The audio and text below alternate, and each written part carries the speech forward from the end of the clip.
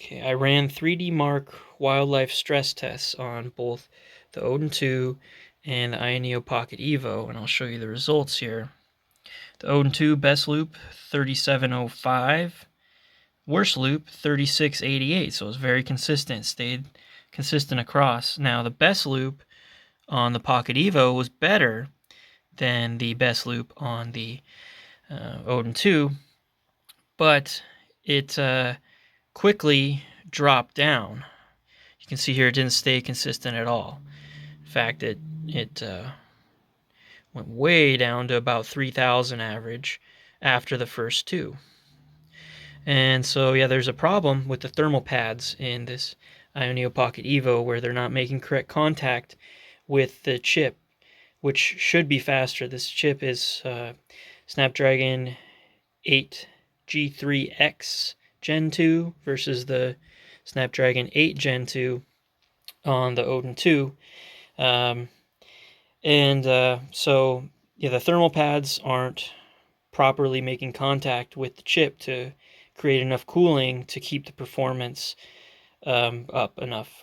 So Base Derek has a video where he replaced the thermal pads and he got actually quite a bit better performance, and it stayed much more consistent to where it was staying above 4,000, I think. So it was actually better than the Odin 2. Now the Odin 2, the regular Snapdragon 8 Gen 2 processor, has better custom drivers now, the turnip drivers.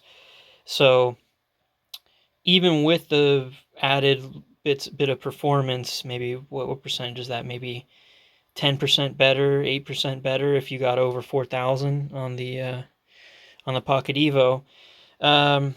It's not. It probably wouldn't even make up for it with running emulation and demanding games. So, but the Evo does have a lot going for it. I mean, the screen looks really nice. The size and the comfort are pretty great. And it's not that much bigger. You can see it. It's not that much bigger for the size of it. I can. So if I turn the brightness up all the way on the Odin 2, this is what we're looking at, and then this Evo is only on like a little above half. So yeah, I haven't done games testing yet, but I'm going to do that and compare. I fully expect that the Odin 2 is going to perform better in its current state due to just better benchmarks on this 3D Mark Wildlife Extreme Stress Test, and also because it has the better drivers, like I said there. But if I do this fix with the thermal pads, open this up and replace the thermal pads, we may see better. It may even out, and then if drivers come in the future, the guy Kimchi, he's gonna be working on drivers for the G3X Gen 2.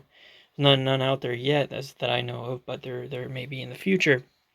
So yeah, a lot remains to be seen. But if I do swap out the thermal pads, I will make an update and show what the new scores were for this Pocket Evo. But yeah, there you go. That's another look at the loops. So you see, yep, that's it. Evo drops down consistently, has to throttle because it's not cooling the processor enough.